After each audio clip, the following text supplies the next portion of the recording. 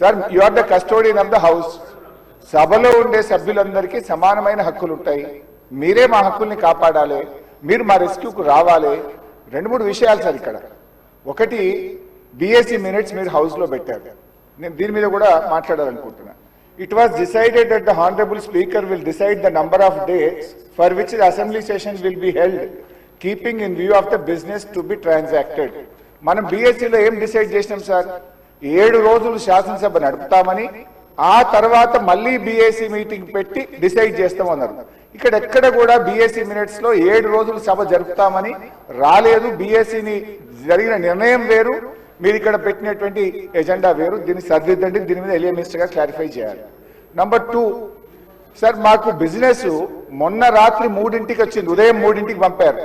ఈ రోజు అసెంబ్లీలో ఏం బిజినెస్ ఉందనేది పొద్దున 2 గంటలకు వచ్చింది సార్. పొద్దున 2 గంటలకు వస్తే సభ్యులు ఎప్పుడు ప్రిపేర్ అవుతారు, ఎప్పుడు రాగలుగుతారు? Is it the way of functioning the assembly? దయచేసి ఎజెండాను 24 గంటల ముందు పంపడం ఒక పద్ధతి, సాంప్రదాయం, దాన్ని నేర్చుకోండి. నంబర్ 2. నంబర్ 3 అధ్యక్ష, ఇప్పుడు ప్రధాన ప్రతిపక్షం ఒక క్వశ్చన్ మీద ముఖ్యమంత్రి గారు లేచి మాట్లాడారు, సభానాయకుడు ఓకే, దాని మీద మీరు ఇంకొక విపక్షానికి ఇచ్చి మాకు మైక్ ఇవ్వకపోవడము, మేము అడిగిన ప్రశ్నలకు ఒక్కదానికి క్లారిఫికేషన్ లేదు. ఇది పూర్తిగా ప్రధాన ప్రతిపక్షం గొంతు నొక్కడం కాదు సార్. మాకెందుకు ప్రొటెస్ట్ చేయడానికి మైక్ ఇయ్యరు? క్వశ్చన్ అవర్ లో ప్రొటెస్ట్ అనేటువంటిది ఆ పార్టీ యొక్క హక్కు సార్. సో అందువల్ల కైండ్లీ లీజన్, ఒక 2 నిమిషాలే ఇవ్వండి. Protest is our right, members right, rule book లో స్పష్టంగా ఉంది. మీరు మా దిక్కే చూడరు, మాకు మైక్ ఇవ్వడం అనేది కరెక్ట్ కాదు. ముఖ్యమంత్రి గారు మాట్లాడుతూ ఏం మాట్లాడింది సార్? ఇప్పుడు ఆయన మాటలు అసలు మూసి కంపు కంటే ముఖ్యమంత్రి గారి మాటల కంపు ఎక్కువ ఉన్నది సార్. అది వినడం చాలా కష్టం.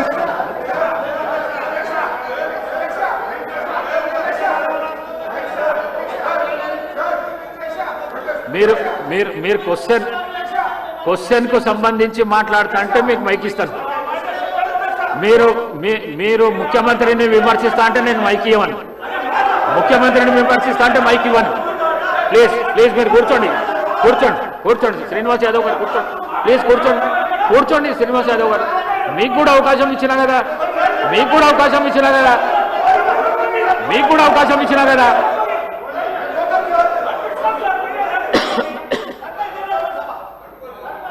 సార్, ముఖ్యమంత్రి అడ్డగోలు మాట్లాడితే మీరు ఆపరా?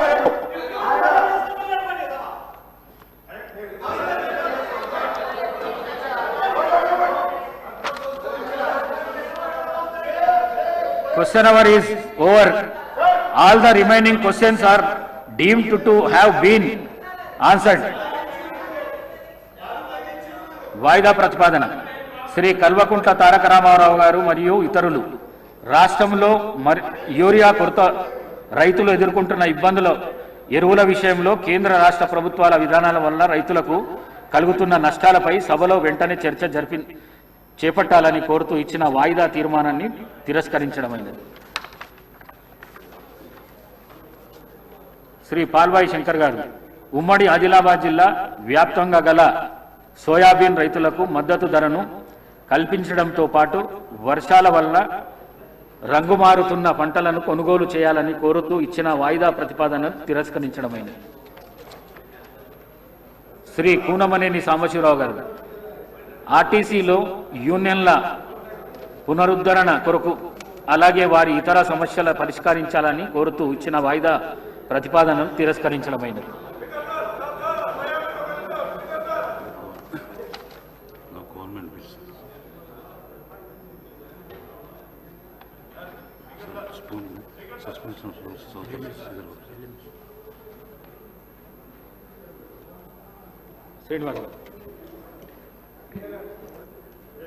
శ్రీనివాస్ గారు. అధ్యక్ష, ధన్యవాదాలు నాకు అవకాశం ఇచ్చినందుకు.